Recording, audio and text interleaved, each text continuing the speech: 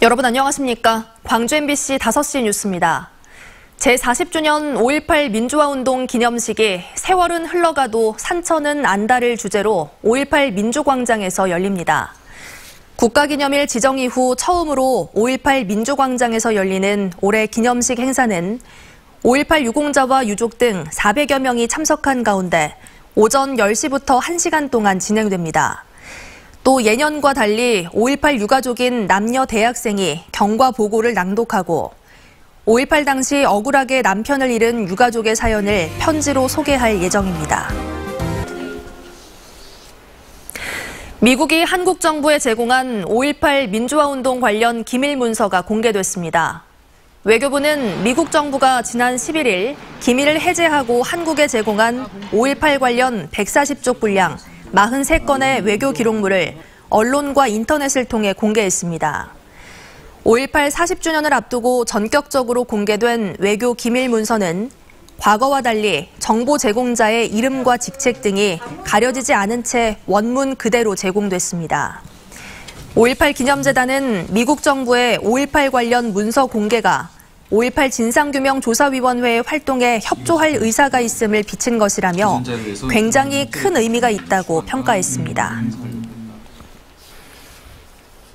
내일과 모레로 예정된 집회를 금지한 광주시의 처분이 부당하다며 자유연대가 낸 집행정지 신청이 법원에서 기각됐습니다.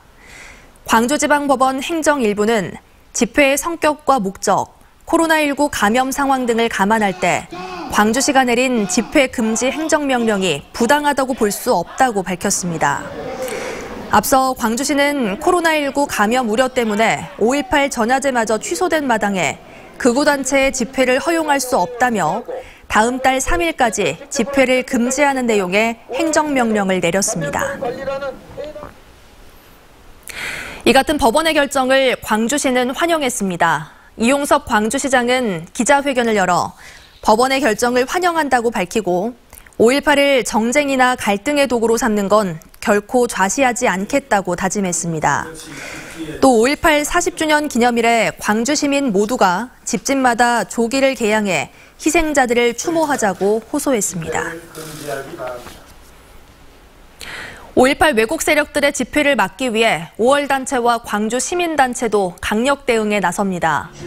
5.18 구속 부상자회와 들불열사 기념사업회 등 91개 시민단체로 구성된 광주 시민 비상행동은 5.18 왜곡 세력들이 집회를 할 수 없도록 내일부터 금남로를 사수할 계획이라고 밝혔습니다.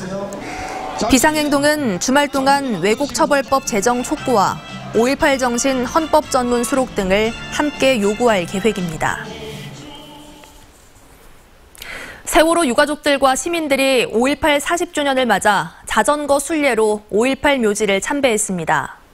4.16 연대와 세월호 유가족 20여 명은 오늘 5.18 민주묘지를 찾아 5월 영령들에게 참배하며 세월호 참사와 5.18의 진실규명을 염원했습니다. 자전거를 타고 지난 11일 안산에서 출발한 4.16 연대는 5일간 320km를 달려 5.18 민주묘지에 도착했습니다. 목포에 연고가 있는 해외 입국자가 코로나19 확진 판정을 받아 강진의료원에 입원했습니다.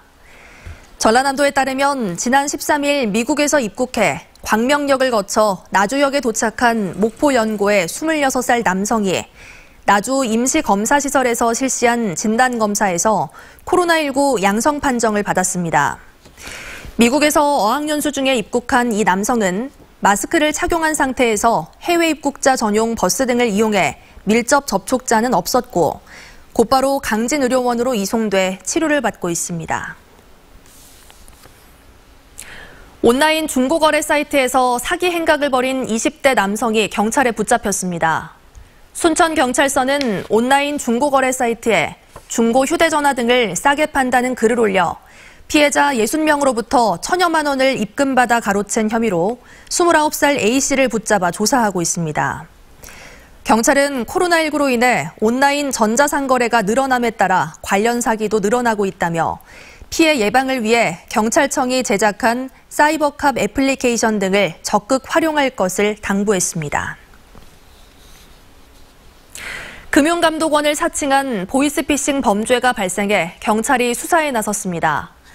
어제 낮 12시 40분쯤 광주 남구 박림동의 한 아파트에서 69살 A씨가 현관문 앞에 둔 현금 9천만 원을 보이스피싱범이 가지고 달아났습니다.